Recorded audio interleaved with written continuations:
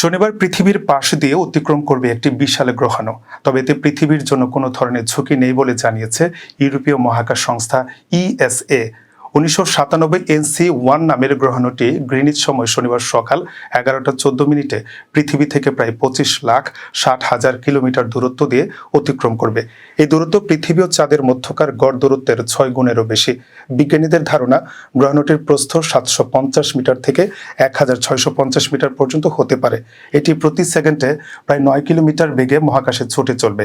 ESA জানিয়েছে, আকাশ পরিষ্কার থাকলে শক্তিশালী বাইনোকুলার বা দূরবীক্ষণ যন্ত্রের সাহায্যে গ্রহাণুটি দেখা যেতে পারে। যদিও উজ্জ্বল চাঁদের কারণে পর্যবেক্ষণে কিছুটা অসুবিধা হতে পারে। বিশেষজ্ঞদের মতে, পৃথিবীর কাছাকাছি অবস্থানে পৌঁছানোর সময় বিশ্বের বিভিন্ন অঞ্চল থেকে গ্রহাণুটি পর্যবেক্ষণ করা সম্ভব হবে। মহাকাশের এই বিরল ঘটনা তাই জ্যোতির্বিজ্ঞান প্রেমীদের জন্য নিয়ে আসছে এক বিশেষ দেখার সুযোগ।